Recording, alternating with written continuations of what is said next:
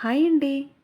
వినాయక చవితి వస్తున్న సందర్భంగా చవితి వ్రతం అంతార్థం తెలుసుకోబోతున్నాం ఈ వీడియోలో.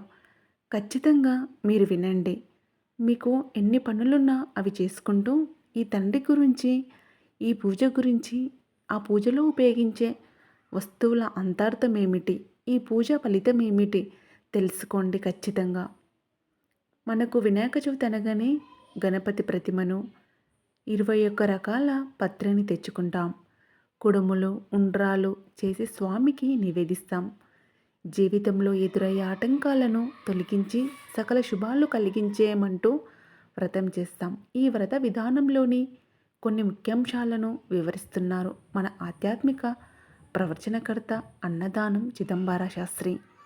వారి విషయాన్ని నాకు తోసినంతగా నేను వివరించి ఈ వీడియోలో పొందుపరుస్తున్నాను. దయచేసి ఇది గమనించండి. మనం వినాయకుడికి 21 రకాల పత్రితో ఎందుకు పూజించాలి అనేది మొదటగా తెలుసుకుందాం. చవితి పూజలో వినాయకుడి ప్రతిమ 21 రకాల పత్రి తప్పనిసరి. మనకు దొరికితే తప్పనిసరి, దొరకకుండా ఉన్న పత్రిలతో పూజించవచ్చు ఆ తండ్రిని.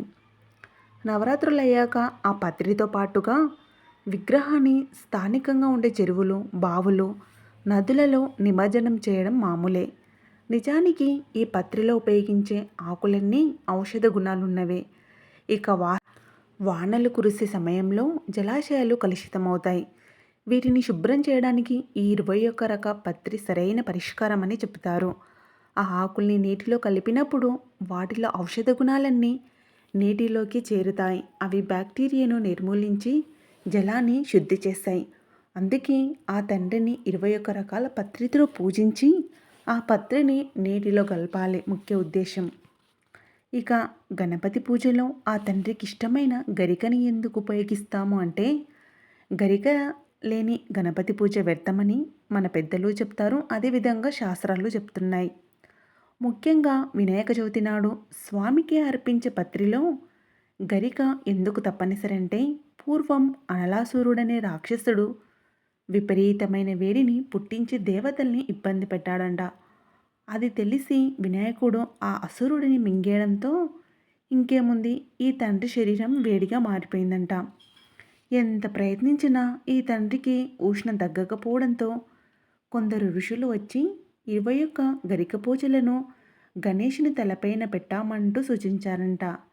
అలా చేసిన వెంటనే ఆ తండ్రి శరీరంలో వేడి తగ్గిపోయిందంట. అందుకే గణపతి పూజలో గడ్డి పూజకు ప్రాధాన్యం వచ్చింది. చవితి పూజలో ఎన్నో రకాల పుష్పాలు వాడినా పత్రిలో గరిక లేకపోతే విఘ్నేశ్వరుడు లోటుగానే భావిస్తాడంట.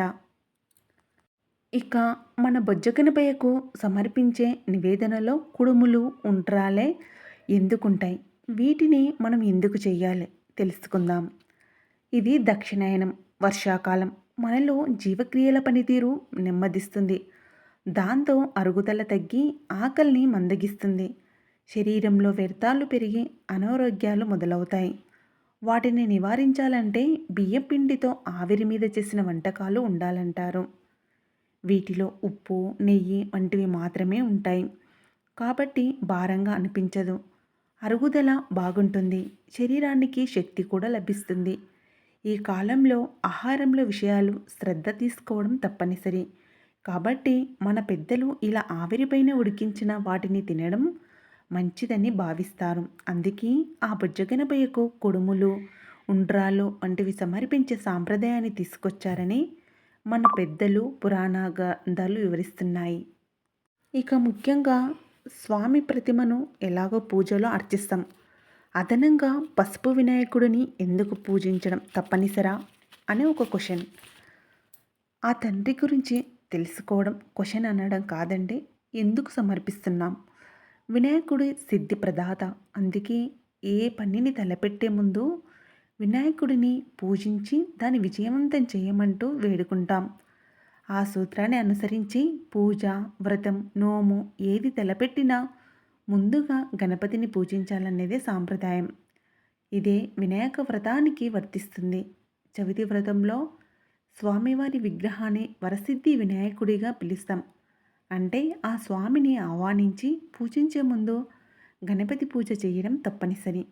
కాబట్టి ముందుగా పసుపుతో గణపతిని చేసి అర్చించి ఆ తరువాత చవితి వ్రతాన్ని ఆరంభిస్తాం. పురాణాలను గమనిస్తే పార్వతీదేవి కూడా మొదట పసుపు నలుగుతూనే గణేశుడికి ఓ రూపాన్ని ఇచ్చింది. నేటికి అదే సాంప్రదాయాన్ని కొనసాగిస్తూ పసుపుతో గణపతిని చేసి తొలి పూజను చేస్తున్నాం. ఈ పసుపు వినాయకుడికి క్షిప్ గణపతి అనే పేరు ఉంది.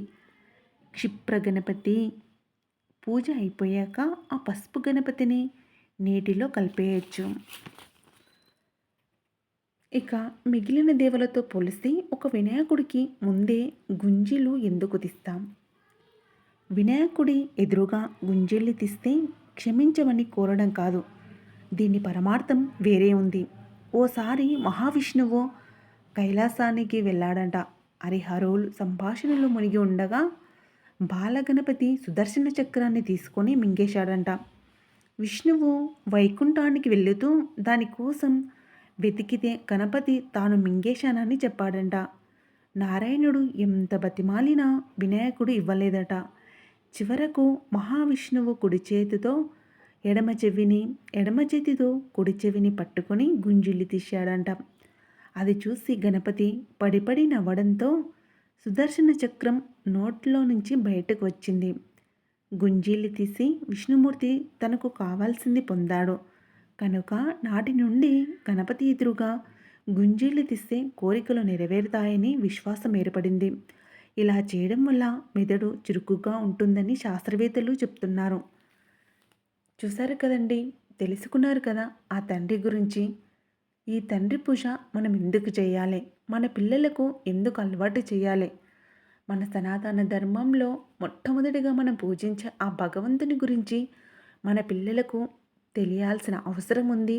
మనము వాటిని చూసి మన పిల్లలతో పాటు మన సమాజాన్ని, ప్రతి ఒక్కరూ, మన భారతదేశంలో ఉన్న ప్రతి ఒక్క హిందువు తెలుసుకోవాల్సిన అవసరము ఉంది. ఇక వినాయక చవితి రోజు ఖచ్చితంగా మీకు కుదిరిన సమయాన్ని కేటాయించుకొని ఆ తండ్రికి పూజ చేయండి. మనం ఎంతో పుణ్యం చేసే తప్ప మన దేశంలో కాకుండా మన సనాతన ధర్మంలో మనం ఉండలేము. ఎంతో అదృష్టమైతేనే మన సనాతన ధర్మంలో పుట్టే భాగ్యం మనకు కలిగిందని భావించి మన జీవి ఉన్నంత వరకు ఆ తండ్రి కోసమే, ఆ పరమాత్మని చేరడం కోసమే అని భావించి ఆలస్యం ఎందుకండి, ఇక ఆ తండ్రిని పూజించుదాం.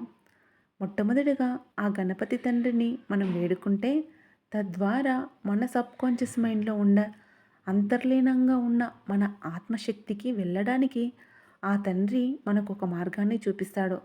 కాబట్టి పిల్లలు, పెద్దలు అని కాకుండా ప్రతి ఒక్కరూ ఆ గణపతి తండ్రిని పూజించడం అలవాటు చేసుకోండి.